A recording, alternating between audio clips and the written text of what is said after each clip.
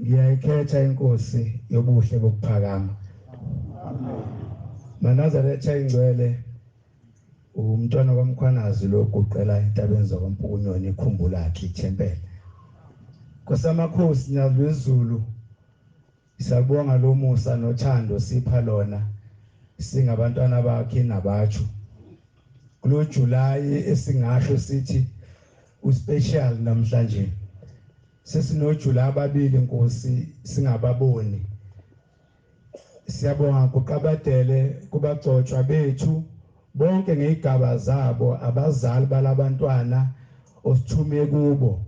Sibonga Nkosi amakhosi ngisho amakhosi asendlunkulu ngendlela awaseke ngawo umsebenzi wakho abantwana nyazulezulu.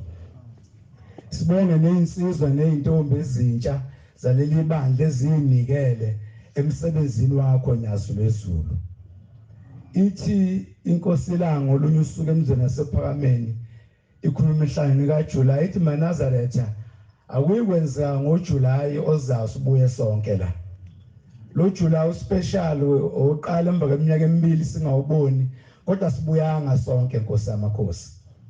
Ikhuluma ngonkosikazi kaCele ithi nalo nkosikazi kaCele kube wayazi ukuthi akazi ukubuya lo July wayezoyinikela yonke iminikelo ngoJuly odlule.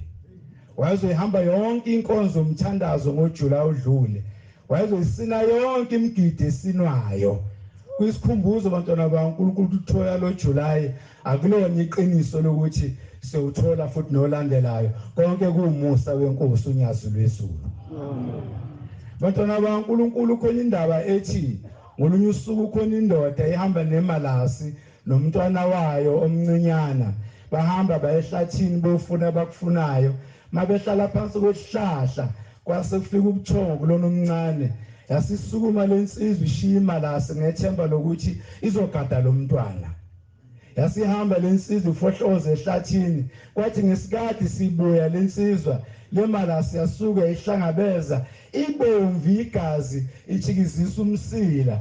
Kodwa into yafika kuqala kulomnikazi wemalasi wathi le malasi nje ibomvu igazi shuthi idlile ingane yami.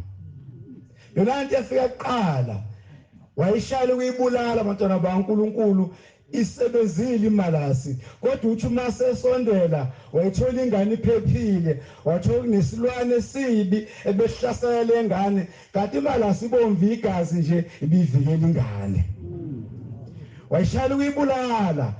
Ngikhuluma ngemalasi ngikhuluma ngabantu abasebenzela unyazi lwezulu ngeqiniso nangokuthembeka ukuthi into efika kuqala kwizitha zabo nezitha zonyazi bazokubiza ngephekula bazokuhla umnikelo. Into efika kuqala umsebenzela uNkulunkulu ngeqiniso uzohlaselwa. Sifisa bonke abantu abasebenzela unyazi ngeqiniso bangaphela amandla asisebenze kakhulu kunakuqala kodwa siqonde ukuthi mosebenzela ushembe ngeqiniso uzohlaselwa. Amphathe nalohlelo ehlalweni unyazi lwezulu. Kosamakhosi imalasi yafela isenzile isethembiso sokugada ingane kodwa kufika ngaqala ukuthi ivikelile ingane kwafika ukuthi uyidlile bayishayela ukufa. Unyazi lwezulu nje behlele ehlalweni nobuNkulunkulu balo kodwa into efika kuqala kubantu bathi akusona esali isihlalo. Namhla libuye eMozambique lo ndaba aziphume ngisho ephepheni kodwa mhla kuzongena icala kodwa isihloko esikhulu ephepheni. Yona into efika kuqala ukuthi unyazi akusona isihlalo salo kodwa ziyasukuma ishosha siyawuthola umsebenzi siyabathola abantwana siyasinde engozini. Ithi ke ngishubhombela elanda ubungcwele entabeni inhlangakazi into yafika kuqala kubantu basendwedwe lena bathi uhlanya lolu. Into yafika kuqala kubo bathi isela lidla imbuzi lingaze lidle ngisho yodwa imbuzi. Kodwa yona ndebe ehamba gcwala umhlaba wonke ukuthi ubhombela wandiza yagcwala umhlaba wonke kodwa ifikanga mhla efika emzini kwaDumo umfundisi uDumo kwamaphumulo mtshalume yathi mingeni indlamhlathi yatholwana lusizo lapha ekhaya bathi ncike enkosi kunjena nje la ekhaya phole lithuna limanzi ithuna kushona umkamfundisi uDuma umambongwa bathi inkosi amakhosi uhambile ushiusana olungenayo ngisho inyanga iluzelwe inkosikazi yamshumela uDuma umambongwa umfundisi uDuma umambongwa uthi yabuza indlamhlathi yathi akekho nomunye wesifazana okhona la ekhaya kwathiwa hayi kukhona isalukazi esizala umfundisi uDuma wathi sibizeni size lapha sibizeni size lapha kuthwele sikaze sumanzama wasibamba ikhanda ubhombela ethandazwa wakhuluma ulimo olungezwakala ukuthi uthini sithi sakwazi ngathi ngifuna ukumbheka wayengasabhekeki wasesiyeke ephuma ehamba kuthiwa amabele aqumba qhansi imthambo ngaleso sikhathi sithi sakwazi ukuyaluma emabeleni bathi basithinta waqhasha ubisi wangelisa umzukulu ugogo kodwa le ndaba kazihambe emaphepheni ehamba emaphepheni yokuthi shembe wandiza uyisela uhlanya indaba ehamba phambili ukuthi usihlalo salakuhleni siyabanga bantwana baNkulunkulu ngisho inyanga izulu yabusiswa ubhombela benenkosi ilanga kodwa yakhuluma inkosi ilanga lomuzi ulenga amakethango inyanga izulu yamukela lomuzi wasebuhleni kodwa into ehamba phambili ukuthi sindala futhi ayibusiswana ilanga kodwa igqothiwe inkosi ubhombela isitimela samaphondo Sangithi isalukazi sesidala yaza gijima ingane yakhumuka ebeleni yathi maqala ugijima ingane sahambe emhlabeni isalukazi asifikanga asiphilanga ngesikhathi eside baNazaretha ingcwele siphambu kaNkuluNkulu asibaphathe kahle abantu abeza kuJulayi kulonyaka oJulayi special ithi incwadi simukela ngishingelosi singaboni kuthiwe phameni kwafika indoda engabukeki ingcola inhlathuka abalimi bamasango bathi isuka hamba la bayixosha le ndoda ithi inkosi maseparadise inkosi ilanga ithi ma inhliziyo yami ibhlungu kade kufika ubaba la izolo ngiyanamxosha ezosibona ehleli kanjani ukuphakameni bantu abasha sebekhulumile anti ngicela ukudlulisa ukuthi lo July umsebenzi bashuma libelula asikathi izinto ezintathu indawo ozobukuyona isikhathi ozobukuyo ngaso nento ozobuyenza ukuthi kuyahambisana yini so 3 kuze lomhlangano ube muhle ube nokuthula asibheke izinto ezu3 indawo ozobukuyona isikhathi nalokho ozobukwenza ngoma wakho logeja kodwa uzobe usuphumile endleleni sisi umuntu ongena la ngenkana akaze ekhuluma umuntu ephila ufika bad niphathe kahle ngise ningayikhuluma indaba zabantu abadala ukuthi umfundisi kwasha kwacima wayenjani sizokhuluma ngomsebenzi kaNkuluNkulu siyajabula Nkosi Gcotsha abashumayela abasha abasuka kunabasha sibona ngisho abafundisi siyajabula Nkosi umsebenzi wakho uzohamba kahle bagcotsha kabika abashumayeli bamanje sebebuzwa mawugcotsha ukuthi wena uzohamba nobani wena uzoba ngakubani ngokubani kwani ngoba phela siyabonyazi sonke ayisuka Nkosi kusizwe lapho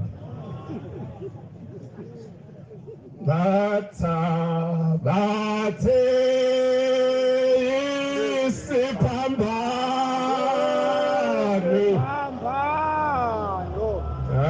awuyema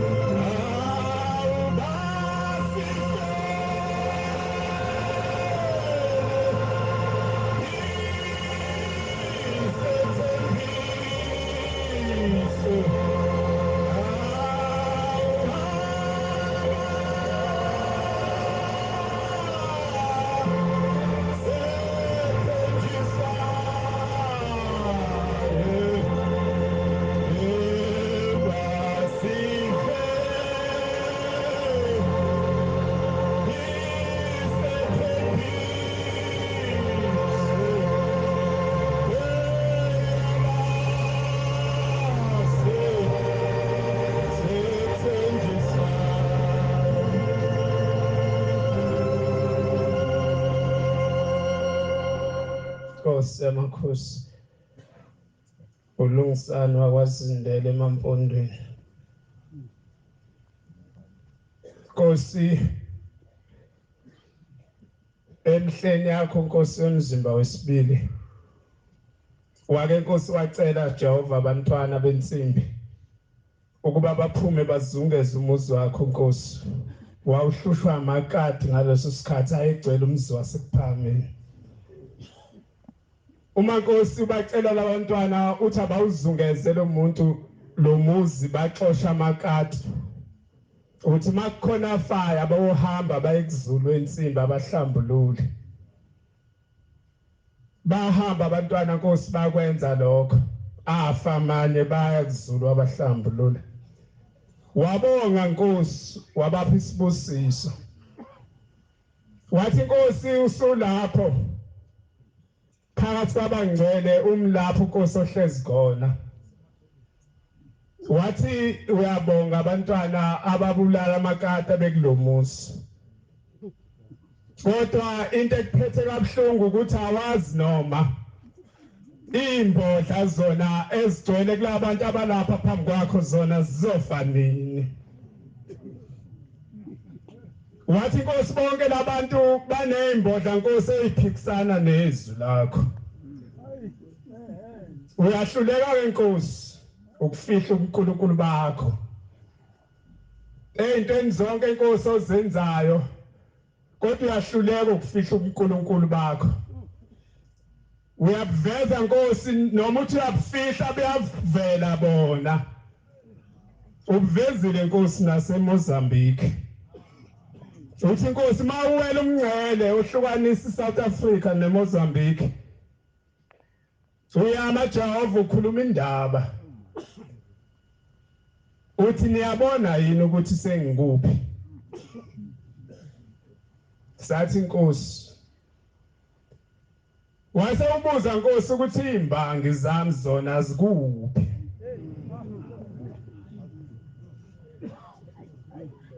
Uthi uNkulunkulu lithi mina ngiyanibona. Nicabanga ukuthi mina nguNkulunkulu waseSouth Africa. Njengoba ngilapha abanye eSouth Africa banomsindo ukuthi bakuyaphi. Bakhohliwe ukuthi mina ngiyena uNkulunkulu waseSouth Africa. Kodwa nguNkulunkulu waseAfrika. Amen. Uveza Nkosi ukuthi uNkulunkulu uyahluleka Nkosi ukufihla ubungcwele bakho. Ngapha ngakithi emampondweni Nkosi yakuyabana umthetho ubeka esizweni. Yathi le Nkosi kulesi sizwe sayo uma umuntu ona ephula umthetho wesizwe uyawuthatha lo muntu ayise emphangweni wemalasi. Zifike zimudlezelo zemalasi bese yafa afele lapho. Kwaba umthetho obusisizwe. Bayisebona abantu. Bathatha bayiswa lapho. Zifike imalasi zenze zikufundisiwe. Njengoba ihleli lapho imalasi zihleli nabantu. Abayiphekelayo abayiklinayo abazenza yonke into ukuze zibe sesimweni sokwenza lo msebenzi. Bona abantu bona baba baningi bonke bafele lapho bedliwa imalasi. Wayesebona umuntu omkhulu. Wona umuntu oseduze kakhulu neNkosi. Wona umuntu oyisandla sokuphosa sale Nkosi ebekela umthetho. Wayesethi umthetho omunye umile. Naye Nkosi akayikhona. Wayesebizwa. Kwathiwa ndoda sewonile esizweni ebizwa iNkosi wathi yebo ndaba esithi. Wathi awazi umthetho. Nawe kufanele uye lapha kuleza imalasi. Yase icela lensizwa. Yathi indaba esithi angiphike lutho. Futhi anginqabe lutho kodwa ngiyacela Nkosi. Ungiphe Nkosi iviki elilodwa. Ngiyovalelisa ihlotsheni nakubangani nakubathandiweyo bami. Yathi Nkosi kulungile. Ungahamba kodwa ngosuku lokuthi ubuye uze la. yayisihamba lensizwa kodwa yangaya kovalelisa yabonakala iqhamuka kulomphando wemalesi wathuka abantu ngoba lo muntu omkhulu uyahlonishwa uyisandla sokuphosa senkosi ufunani lapho uzonzana ithi lensizwa nginivakashele ukuba ngizobona ukuthi lento eniyenza la yenziwa kanjani lezi imali aselani ziklina kanjani niphakela kanjani yayisihlala nale imalasi laphela iviki isikwazi nekuyidlalisa nephunga lakhe seziyalasi wayeseyakhona komkhulu wathi inkosi sengikulungile ukuba ngiye emphandweni wezimalasi sengikulungele inkosi ukuba nami ngiye kobulawa ngihambe ngezizinja zongidla yayisithi inkosi mqhubeni bakhona abantu kanjalo abadalela ukuqhuba abantu nje mqhubeni base bemqhuba base bemfaka kulomphando wezimalasi zasela zimalasi zimkhumbula ukuthi uke wahlala nathi ukuthi uke wasiphakela nephunga lakhe zaliza ukuthi siyalazi wayesahlala zangamudla zangamenza lutho wayesebonakala ebuye esizweni emva kwesikhathi esithize wabuyela komkhulu bayesebethuka abantu ukuthi lo ngoba sathi ukuthi sesambulala ukuthi lo sesaqeda awufunani la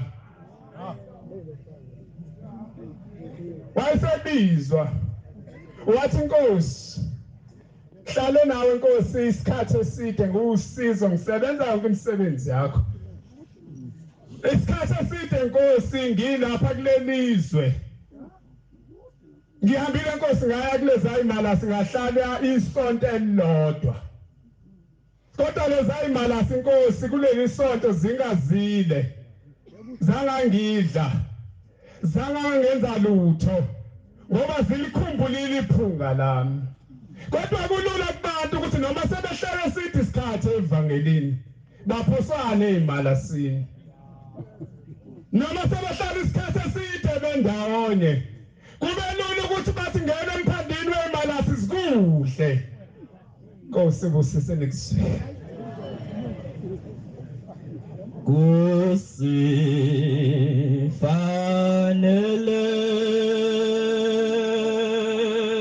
thina sonke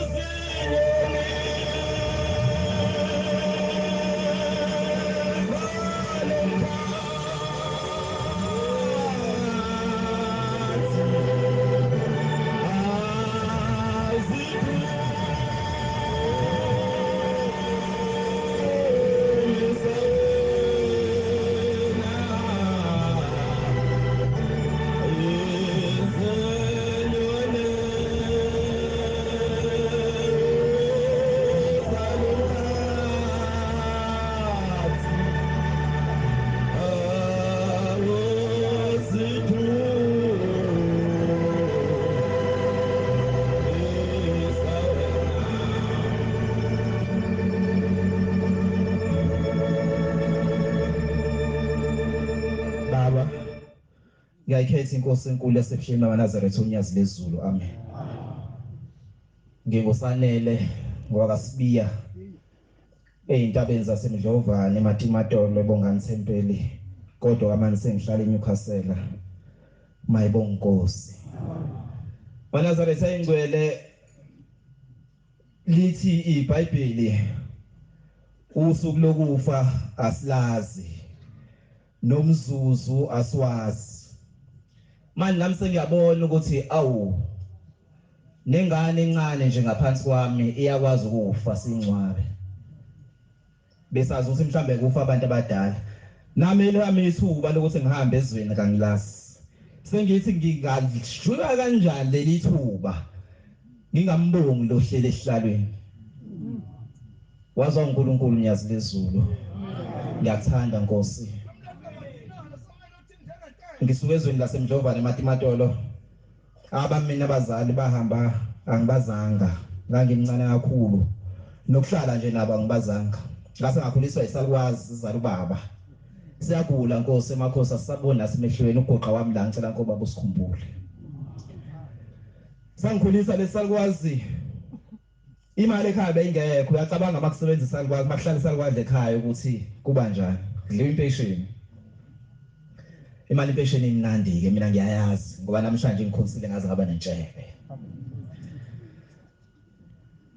Into eyenzakalayo sasifunda esikoleni ubaba okhona omncane ekhaya wangitshela wathi mfana ngoba akusebenzi muntu lapha ekhaya funda uyimisele ukuze uzothola noma lokho kuthi umfundazi uhambe uyofunda nawe ubuze oshintsha isimo sasekhaya. Mangithi ngiyayibuka lento hawu ubaba kwangathi uqinisa kimi kakhulu abanye akabatshela ngani kodwa ngabuye ngathi hayi kusho bakudalelwe mina. Sase safunda ngifuna nje ukukhathula indaba yinde kakhulu. Nkosi amakhosi sibe sesiphasa ngo2010 ngangiqeda umatric ngalowo nyaka. Ngempela futhi ekhaya imali bengekho. Ngababheka emehlweni ngayicela kwathiwa yikho. Kodwa Nkosi ezulu nomhlaba ngithandaza wena uyiziqe ezine ngalelo langa. Ngabe sengicela ngase ngayithola ibhasari kwathiwa ngiyofunda ngapha ePE eNelson Mandela Metropolitan ngalelo langa. Namhlanje sekwaba iNelson Mandela University ngayokwenza iBcom accounting khona. Kodwa kwathi makudlula iminyaka emibili ngikhona kwase ngingenela unye ucingo mina into ethi interview angiyazi. Lento ethi uapply nje angiyazi. Mangasuthi angiqondane nabantu aba-interviewwayo ngizofeyila ngoba ngiyazi angikaze ngiqondane nabantu aba-interviewwayo. Noma uthi angi-apply futhi ngizofeyila ngoba ngikwazi amafomu agcwaliswa kanjani. Agcwaliswa yiloya.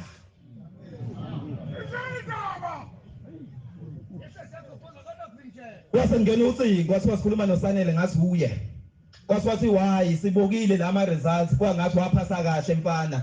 Sifuna abantu sa recruiter manje sifuna abantu abazohamba beyofundela ubudokotela. Ngase ngathi mina hawu kuphi na kanjani ngoba nga-apply lento angiphendula ngisho ukuphendula. Kwathi why vele ikhaya leSouth Africa kayisekho sifuna abantu abazohamba beyofunda eCuba. Hawu kwase kwathiwa kodwa ke woza sizolungisa amaphepha alungiswa amaphepha kwaphela yonke into. Kwase kushaya ithuba lokuthi sesihlangene izinsizwe sahlangana nazo mahlangana ngangiyibona ngeyishuthu ababengeze ishuthu angibabonanga.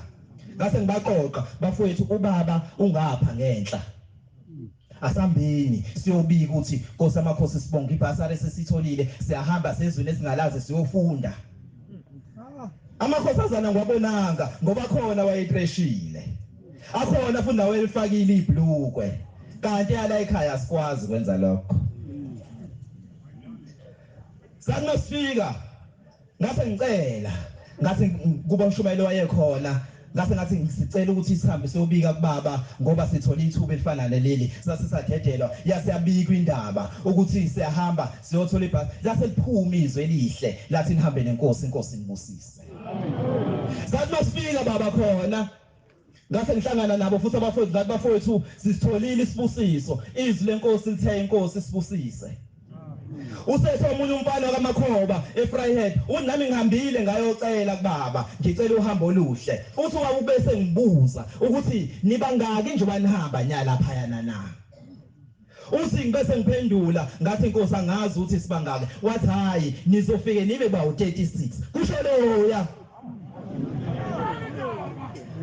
washa u2012 sagibela mawufika lapha na kulelali ugibela la eThekwini uye eOrthambo iBhanoyi usuke eOrthambo uye eFrance eParis iBhanoyi usuke eParis uye eCube iBhanoyi ama hour 23 usemoyeni ulokhu uthi nyazi lezulu alingaphahlazeki nami kodwa sibe sithi lizophahlazeka kanjani nathi sesiphuma kuwe wasikhipha isibusiso cabanga iBhanoyi sekuthiwa liphahlazeke nama Nazaretha onyazi ka enonyaka wonke ehlele esihlalweni kodwa emhlabeni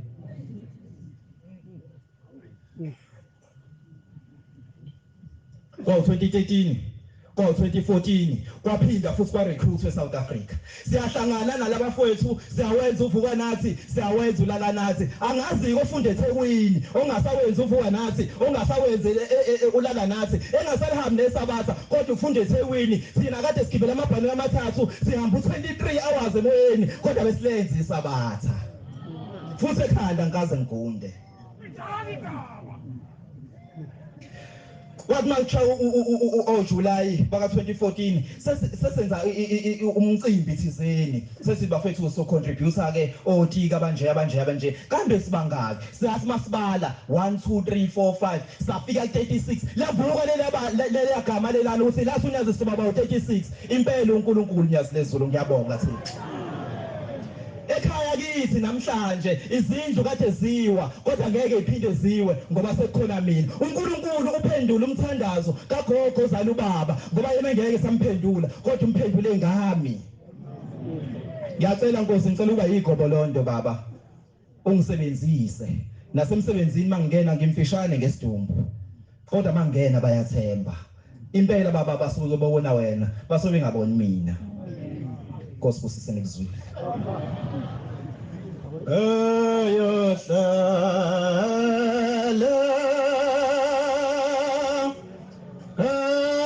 akwesekunyeni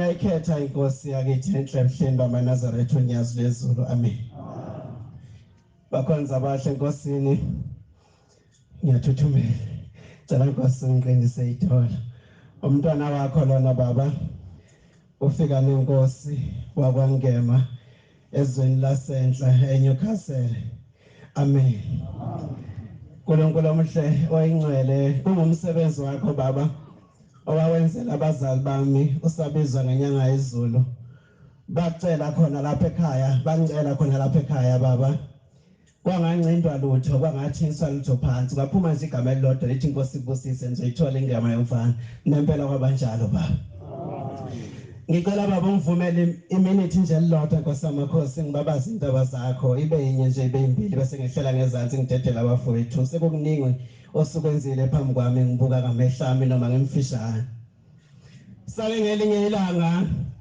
Ngasahlala khona lapha eThekwini ngithi unyaka wabo-2016 ngihlangana nensizwa kaBloss kaMaphumulo silapha enkabeni yeTheku uBloss uyaphila ngiyaphila mfoka ngema njani sikhona usiyangilandela uBloss uthi lalela ke mfoka ngema uthi umkanjani ngesonto kwakuphakana nensuku ngithi mina ngizobe ngikhona Bloss uthi uBloss lalela kukhona udadewethu ozalwa ubaba olamana nendoda engizalayo ogula kakhulu lapha emevile engicela ke sihambise ushembe kuye ngase sengivuma kuBloss sasihamba nensizwa wacebisa lapha eShona insizwa kaMasungu lenqu yamasango lenquthu sahamba saya lapha emevile kwakuyisonto ekseni silindile nje sizinsizwa zonyasi sathi masifika abakhonza abahle enkosini safike nje zenza insizwa zakwethu lezi ezikhulile sasihamba nazo okuyaye kwenziwe mangena emzini nomuntu kuzothandazwa sithi masifika ke zifika kukhona umama uMabloss ulele phansi uyagula kukhona eduze wakhe indodana yakhe babinje kuphela endlini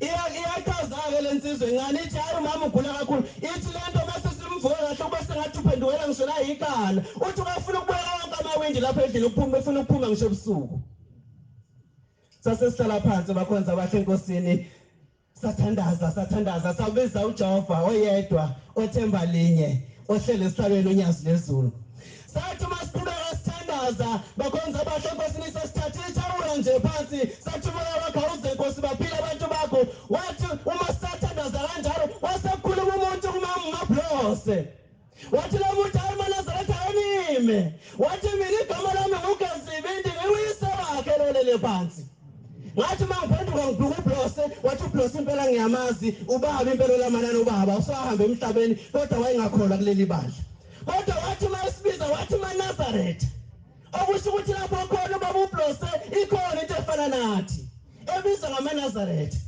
uthi lamaNazareth uthi ingane yami lelele phansi uthi bangihlukumeza kakhulu uthi ngikhululekile sidalo ngomntana bamhlukumeza kakhulu lapha wasebuza uBloss kumshana wakhe wathi kanti libenzani usisi yasiphendula lensizwa wathi asimenze ukuthi yasikhuluma lensizwa khuluma kuMabloss edala yathi hayi khuluma usho lutho manje asimenze ukuthi khona limenza khona yasithi lensizwa encane siyaphuza nje kuphela amalu wasithi umntomdala kunjani impela ke baphuza kakhulu laba manje uyahlukumezeka lo muntu wathi esakhuluma waphuma umuntu ekamelweni kanti ukhona usibani umkhwena kaMabloss bayifihla ekamelweni uthi uMakhwazi uthi ekamelo uhlala intedwa uthi sebebaningi abantu befika lapha bethandaza bethi uzosindi uMabloss engasindi uthi makufika abantu bazohlala usayivela ihlala ekamelweni yabona ukuthi ayikho lento kanti sesifike nonyasi lezulu bakhonza abahle enkosini sakubiza inkosi amakhosi singabantwana sibancane ngangisemfishane ngisho kakhulu kunalokho inkosi amakhosi yakhuluma lensizwe endala yathi kumele usukume njengamanje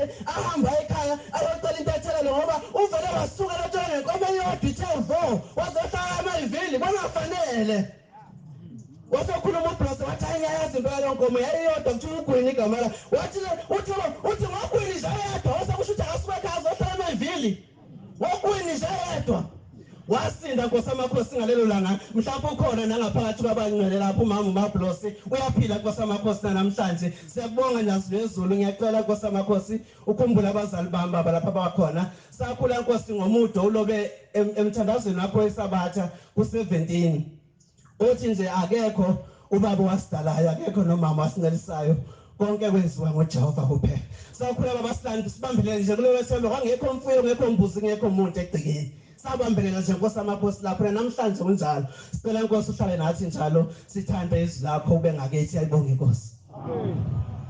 Khuthazelani ezizindaba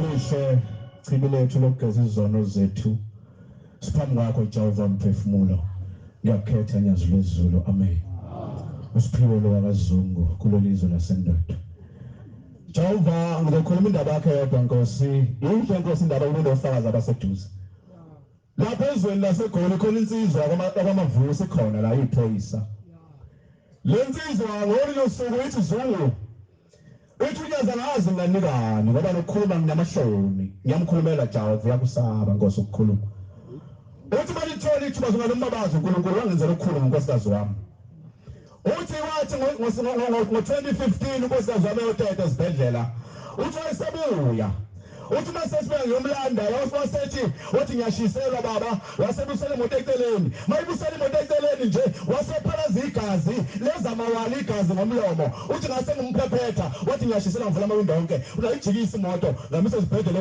eSeptember wangena khona mayingena khona bathi labo dokotela Mr Mavuso unkosikazi wakhe ubesifo sibi inhliziyo yakhe iphampa kabi ukuchitheka igazi namanzi ayiphambi akaphili umuntu nje lokuse umngcwabo wakho nakuphela uthi ngase ngilale epaki ngilinde umngcwabo Nkosikazi wami uthi bamcela ngabenza yonke into bamzama uthi bahluleka wathi udokotela wehlevenda waphuthuma weza eSeptember uthi mayifika lapho kuyena wathi Mavuso kunensizwa yaseMnambithi ehamba emhlabeni ebinalesifo asimishiyi umuntu wena usumngcwabo kuphela kanti akazi khona uma uphela kuthinda basengozini usibhamethu bephezulu umuntu wasebuhleni kasisebakhetha abaningi umnyazi wasezulwini khula Jehova siyakuthanda baba uthi lensizwa ngawo sengifuna kulomuzi wasebuhleni ngathi ngibike enkosini unyazi lwezulu umkami ngenzela noma yini kuyo ukhona nomakhefa lapha Nkosi ngicela ngobukhona uthi ngenzeka mhlambe ungibeke enkosini usayibika enkosini uthi ngikholwanga ukuthi ngibekile ngase ngicela omunye abazali laba bantu ngacela omunye ngambika uthi wasengibeka wathi hayi ngibekile enkosini lithe izwi ngizwile ngalo nkosikazi ngekafe okusho wena Jehova ubantu uthi ngaba sengabayothemba uthi ngangihlala uthi wayisuku ngathi ngiphela nabo esibhedlela uthi wasevula imishini wathi iqweba amehlo wathi myeni wami unyazi uNkulunkulu uthi ngani wathi lalela uthi wathi ngathi sithalalela wasecimela athi hawu ubefuna ukuthi unkosi unyazi uNkulunkulu kuphela usehamba njalo uthi wasevula amehlo uthi hayi uthi yabona lapha njengamanje kade nginonyazi ebusuku uthi belehamba namakhosana abayinsizwa abenzensimbi abafana oshangena uthi behamba phambi wakhe uthi amaceleni bekunamanzi efake ibhola emnyama letawusuthi brown uthi bekunamanzi lapha ebewakhahlela ethi bafana lamanzi ethi ibhola lami ngizonikhomba ukuthi ubani sisona lamanzi waphatha umshayela bafana bewashanelela amanzi bewashanela utheze mawala bewashanele kanti uNkulunkulu ushayela amanzi ushayela umakheso esibhedlela eSeptember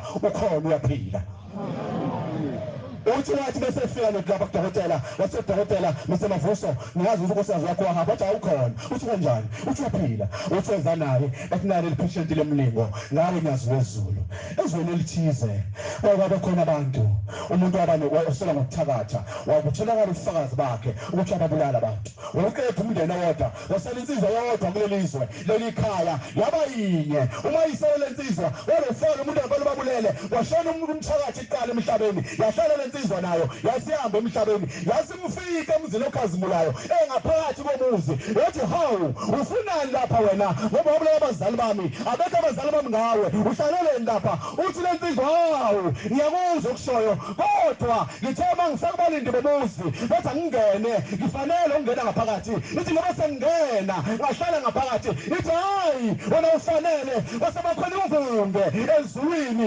lasebuhleni wabakhona umsindo waze umnikazi womuzi ukuthi kunomsindo wayesehla lapha esitezi sakhe wehlala lapho kulabo bantu wathi wenze njani bathi hayi Nkosi kufana insizwa ithi manje solo umuntu ukuthi ufolani lapha ngoba wabulala abazali bakhe ithi Nkosi njengamanje phumani nobabili niba ngumsile endaweni engafanele mase ngiphakathi izindela sikhonza unyazi ukuthi sengifikile ukujaya kwasema nokungena emkhabela kuumusa kwesesitezi sihle ngomusa wakhe wasehlala wayesebakhishwa ubabili wathi ngoba senibona ukuthi wena ungcono kunomunye wena ufuna ukuhlala lapha yena akafanele phuma nonke waliwa wangasho ukuthi baba umshumali wami sesiphambi konyazi asikhona uJehova silinde izakhe yedwa ngoba uyena ophethe konke Thixo ngiyabonga bese kunokuzwela